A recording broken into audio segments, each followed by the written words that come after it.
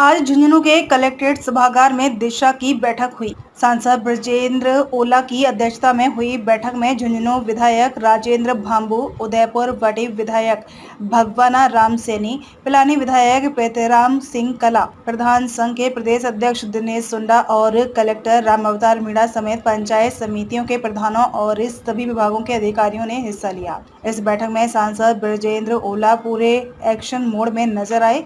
उन्होंने योजनाओं और स्वीकृत कार्यों की समीक्षा करते हुए कहा कि जिन अधिकारियों का क्रियान्वित में योगदान कम रहा है और जिन कार्यों की प्रगति कम रही है उन्हें ध्यान देने की जरूरत है। उन्होंने कहा कि कोई भी योजना और कार्य हो, इसकी 15 दिन में प्रगति रिपोर्ट उनके पास भिजवाई जाए। साथ ही इस प्रगति रिपोर्ट की प्रतिलिपि सभी जनप्रतिनिधियों को भी भिजवाई जाए।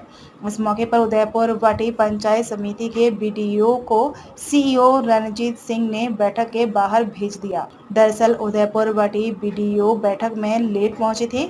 इसके बाद विधायक भगवाना राम सैनी ने उनसे 2-3 सवाल किए तो वो कोई जवाब नहीं दे पाए। इस पर सीईओ रणजीत सिंह ने गुस्से में बीडीओ से कहा कि यहाँ कोई फोटो सेशन नहीं हो रहा है और उन्हें बैठक के बाहर भेज दिया। बैठक में अस्पतालों में चिकित्सकों की कमी, आंगनवाड़ी केंद्रों के रिक्त पदों को लेकर भी बात उठी, जिस पर सभी रिक्त पदों को भरने के लिए प्रस्ताव भिजवाए जाने की जानकारी संबंधित अधिकारियों ने दी। ओला ने कहा कि जो अधिकारी लापरवाही कर रहे हैं उन पर या तो जिला प्रशासन कार्यवाही करे या फिर राज्य स्तर पर उन पर एक्शन करें।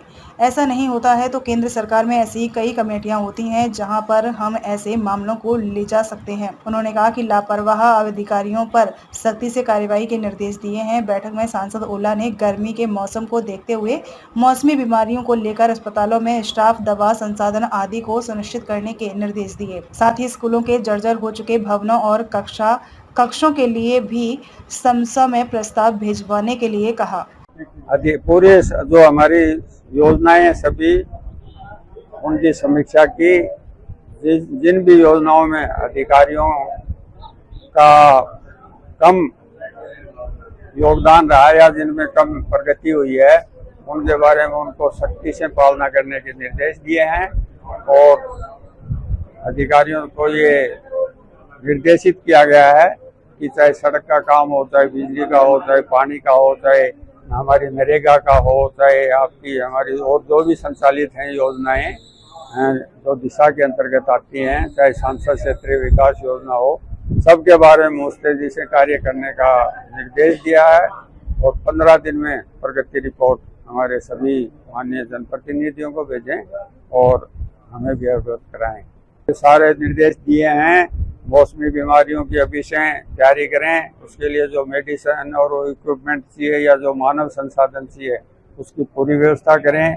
बरसात में जो भी स्थिति उत्पन्न हो उसके लिए भी संबंधित अधिकारियों को, चाहे वो आपदा के अधिकारी ये दिए हैं, चिकित्सा विभाग के मुख्य चिकित्सा अधिकारी को पर्टिकुलरली, चाहे वो चिकनगुनिया हो, चाहे हैजा हो, चाहे डेंगू हो, चाहे और मौसमी बीमारियां हों, चाहे संस्थागत प्रसव हो, चाहे हमारे पीएचसी सीएचसी में पैरामेडिकल स्टाफ हो या हमारा डॉक्टर्स की कमी हो, उसको तुरंत पूरा करें। उस जनप्रतिनिधियों ने कई जगह बताया कि हमारे यहाँ डॉक्टर्स नहीं हैं, हमारे यहाँ दूसरी तरह की व्यवस्था नहीं है।